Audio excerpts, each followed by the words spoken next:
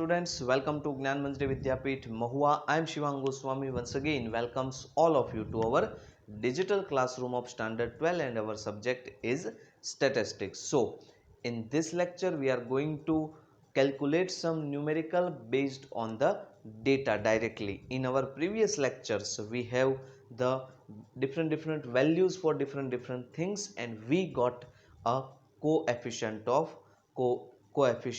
of linear correlation, but in this lecture a type of question is changed. In this lecture directly data is given and you have to put this value in numericals and get solution. This is the very easy questions to solve out for you and it is very reliable also. So let's start our today's first text illustration number 13.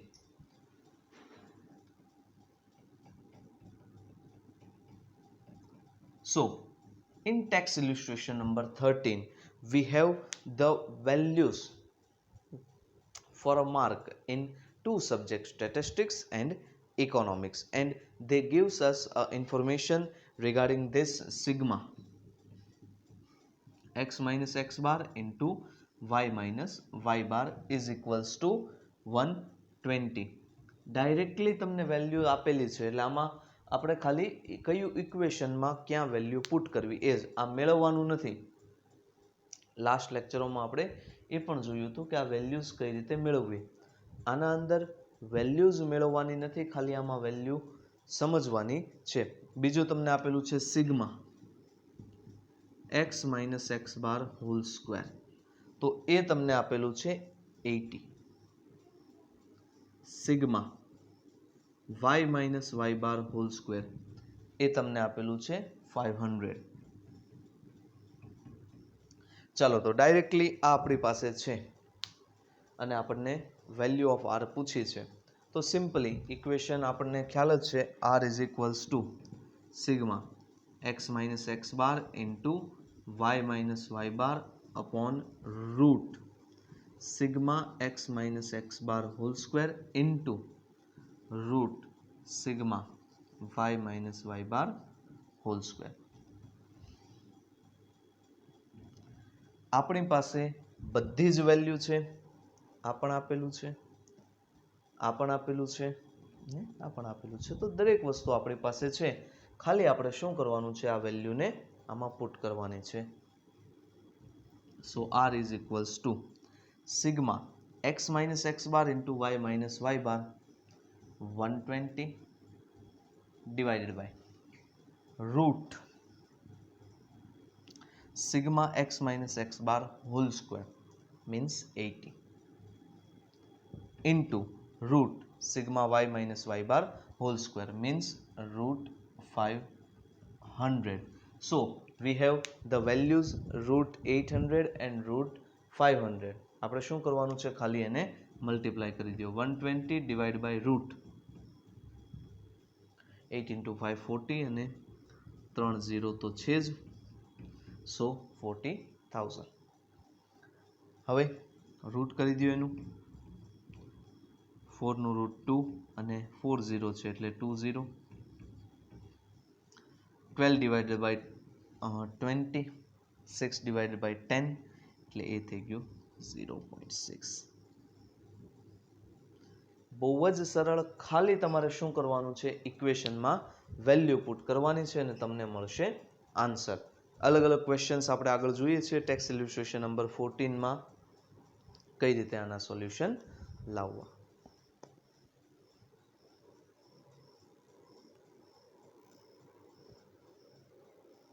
તો text illustration number 13 નો અભ્યાસ કર્યા પછી હવે let's move to our next question which is text illustration number 14.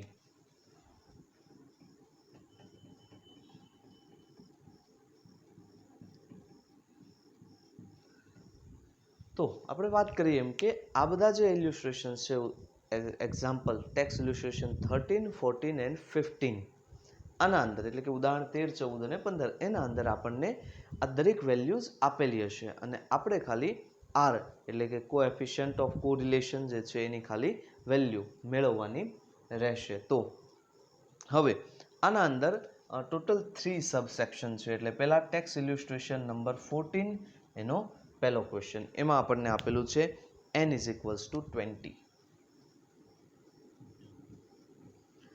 બીજું આપેલું છે COV XY, covariance of XY, okay, is equals to -50, okay, and SX and SY, SX is equals to 15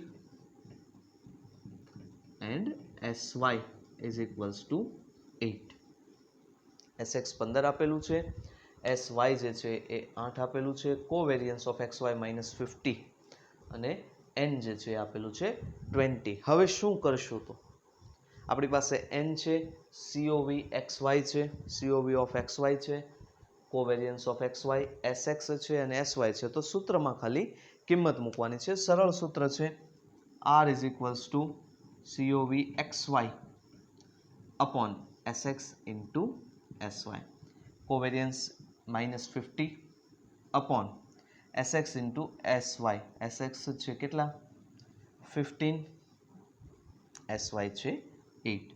તો 15 into 8 -50 divided by 15 into 8 કેટલા થશે 120. 10 is cancel. 5 divided by 12. So you have to do this in calculator. કેલ્સીમાં આરામથી તમે answer મેળવી શકો છો. એ આવશે -4167. -4167 જે છે એ આપણો આવશે આના અંદર જવાબ. એટલે આને આપણે -0.42 પણ કહી શકીએ. So this is the answer. Covariance of coefficient of covariance એટલે કે જે આપણો આન્સર છે R એ કેટલો આવે છે -0.42.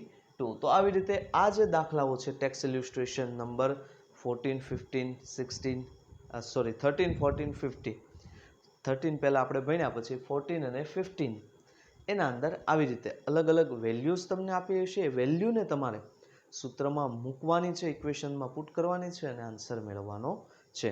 હવે જોઈએ આનું સેકન્ડ ક્વેશ્ચન, એટલે કે 14, ક્વેશ્ચન નંબર 14 જે છે એનો 2. એમાં આપણને આપેલું છે n is equals to 10 sigma x minus x bar into y minus y bar, એ છે 60. કોવેરિયન્સ ઓફ x તમને આપેલું છે, એ તમને આપેલું છે કેટલું આપેલું છે 25. શું આપેલું છે 25.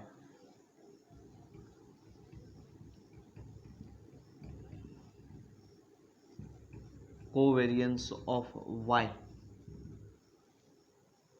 એ આપેલું છે 36.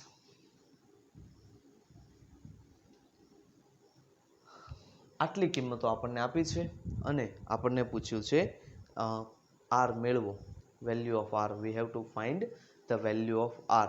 તો શું કરશું? તો કોવેરિયન્સ જે છે એનો અને SX, કારણ કે આપણી પાસે સૂત્ર છે R is equals to sigma x minus x bar into y minus y bar divided by, એક સૂત્ર આપણી પાસે એવું છે કે root x minus x bar whole square into root y minus y bar whole square. પણ એ તો આપણી પાસે અહીંયા અવેલેબલ છે નહીં, કારણ કે x અને y પણ નથી, એક્સ બાર અને વાય બાર પણ નથી. તો એ તો અહીંયા એપ્લાય થશે નહીં. તો શું કરવું હવે? તો હવે આપણે વિચારવાનું છે કે બીજું કયું ઇક્વેશન છે. મેં તમને કીધું હતું કે એક ઇક્વેશનનું લિસ્ટ બનાવજો. ઇક્વેશનનું લિસ્ટ બનાવવાથી તમને આઈડિયા આવશે આવા ન્યુમેરિકલ્સમાં. આની પહેલાંના જે ન્યુમેરિકલ્સ હતા એમાં તો સરળતાથી તમને આઈડિયા આવી જતો હતો કે આમાં શું કરવું અને આમાં શું કરવું. પણ હવે આમાં તમારે થોડુંક વધારે ધ્યાન આપવું પડશે, કેમ કે અહીંયા વેલ્યુઝ આપેલી છે. આ દાખલાઓ સરળ નથી. પહેલાંમાં ખાલી કેલ્ક્યુલેશન્સ હતી, આમાં માઇન્ડ વધારે યુઝ કરવાનો છે. કયું ઇક્વેશન આવશે? તો વિચારો કયું ઇક્વેશન છે જેમાં કોવેરિયન્સ ઓફ એક્સ, વાય અને એન આવતા હોય? તો તમે કહેશો ના સર, એવું તો કોઈ ઇક્વેશન છે નહીં આપણી પાસે જેમાં આ એક સ્ટેપ આવતું હોય sigma x minus x bar into y minus y bar. અને સાથે સાથે આવું પણ આવતું હોય, પણ આપણી પાસે એક ઇક્વેશન છે n into sx into sy. આ સૂત્ર આપણી પાસે છે. તો આના અંદર ઘટે શું? sx અને sy ની કિંમત. તો sx અને xy શું છે?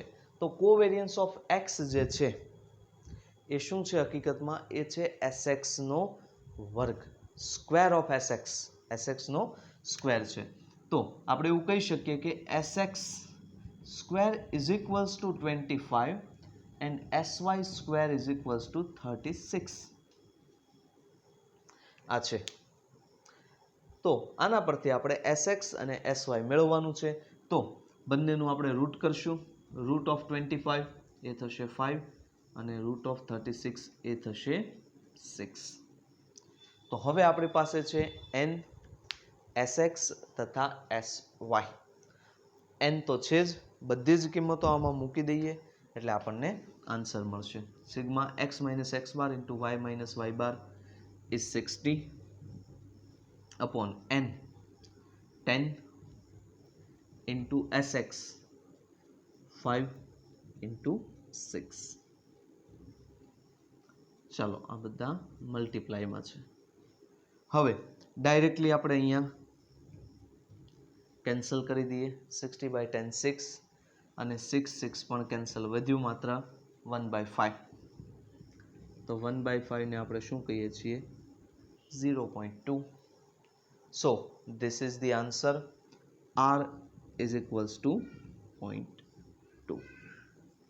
તો ઇઝીલી આપણે વેલ્યુઝ જે આપણી પાસે છે એના ઉપરથી આપણે વેલ્યુઝને આમાં પુટ કરવાની છે અને આપણા આન્સર મેળવવાના છે.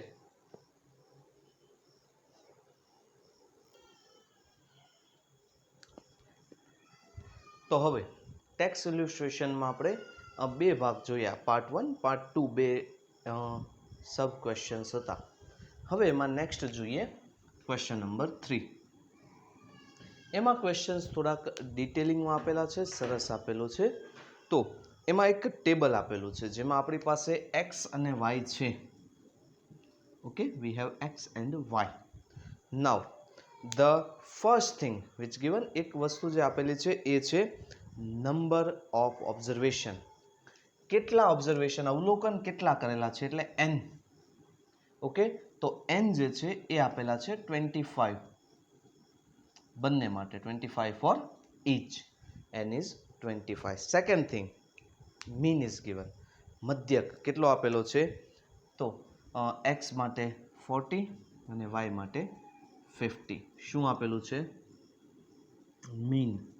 ઓકે, એટલે આ x બાર છે ને આ y બાર છે, એવી રીતે આપણે કહી શકીએ. એટલે આપણે એમ કહીએ કે અહીંયા મીન આપેલું છે.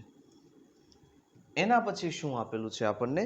તો એના પછી આપેલું છે એ એક વસ્તુ ડિટેલિંગમાં કીધું છે. તમને એવું કીધું છે કે એ ડિટેલમાં આપેલું છે, એ હકીકતમાં તમે થોડુંક વિચારશો ને તો તમને આઈડિયા આવી જશે. એ આપેલું છે મીન અને જે આપણું વેલ્યુઝ છે એમાં કેટલો ચેન્જ છે એનો સ્ક્વેર અને એનો સમ. ઓકે, એટલે હકીકતમાં એ જે કિંમતો આપણને આપેલી છે એ કિંમત આપેલી છે x minus x bar hall સ્ક્વેરની. Mean અને મેઇન વેલ્યુ વચ્ચે કેટલું વેરિયન્સ છે, કેટલો ચેન્જ છે, બરોબર છે. મેઇન કહીએ તો કેટલો ફેરફાર છે, તફાવત છે, એનો સ્ક્વેર. એ તમને આ બંને કેસની અંદર આપેલું છે. એટલે હકીકતમાં અહીંયા x લખ્યું તો x minus x bar whole square ને એવી રીતે. તો આપણે અહીંયા આમ જ લખીએ, n is equals to 25, x bar is equals two 40, y bar is equals two 50, x minus x bar whole square is equals to 120, y minus y bar whole square is equals to 160. Okay, હવે એના પછી આપણને કીધું છે આ બંનેનો multiplication.